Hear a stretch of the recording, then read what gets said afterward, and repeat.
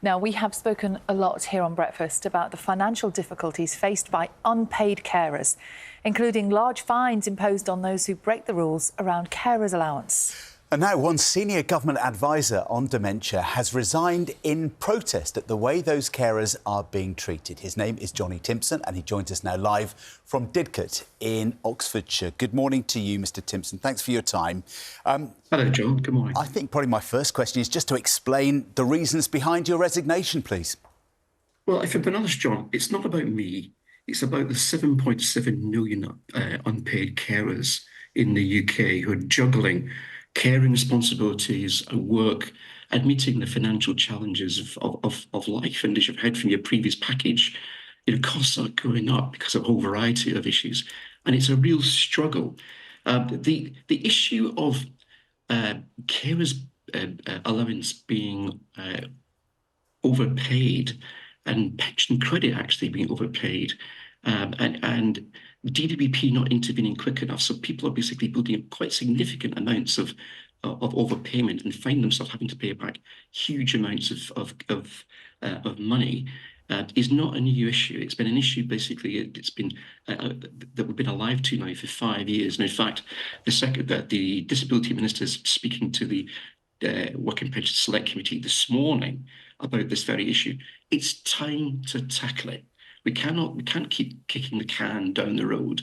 That we need to strike a balance between taxpayers and doing the right thing for carers, and it's time to address this issue.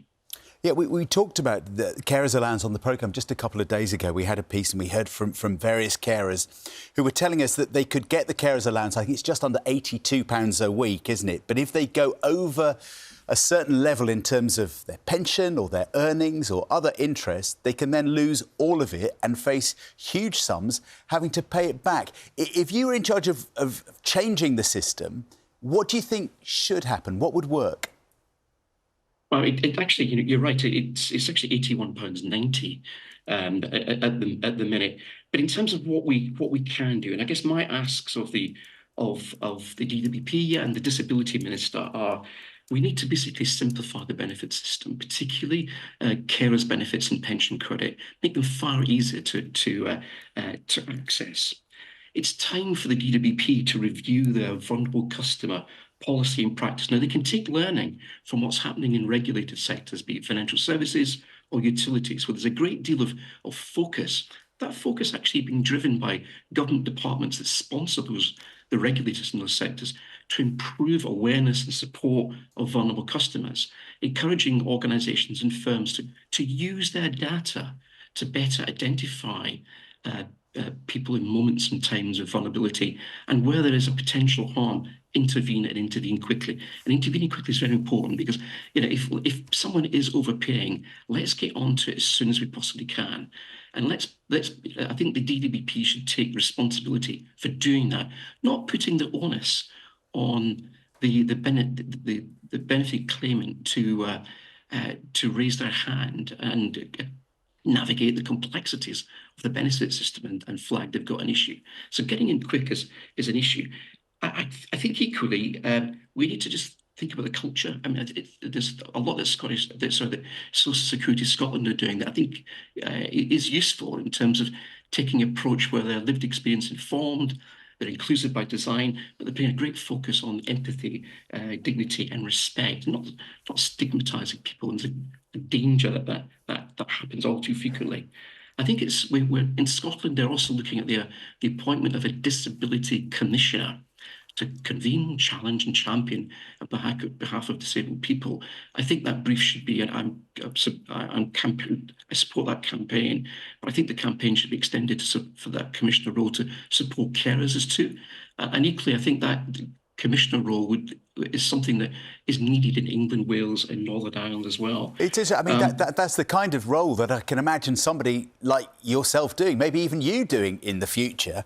But I suppose as far as your own resignation is concerned, I know it was a big decision, but some people watching might think, you've lost now your influence in this because you've stepped away. Do you not think you'd have been better placed being part of the conversation, remaining in your role? My campaign, John, to improve support for disabled people and support for carers is undiminished.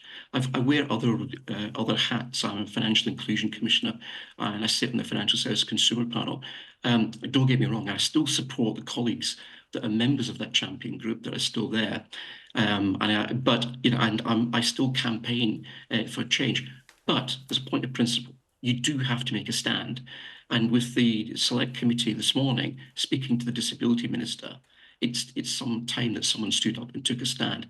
And don't get me wrong, I mean, I think the concern equally I have with the select committee is, why have they not been challenging the DWP harder well before now to address this issue?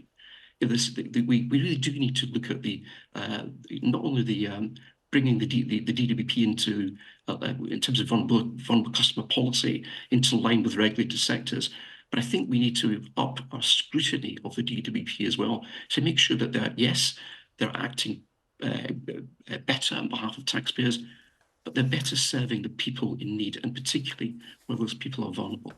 Johnny Timpson, thank you very much indeed for joining us here on Breakfast this morning. Thanks for your time. Well, thank you for your time, John.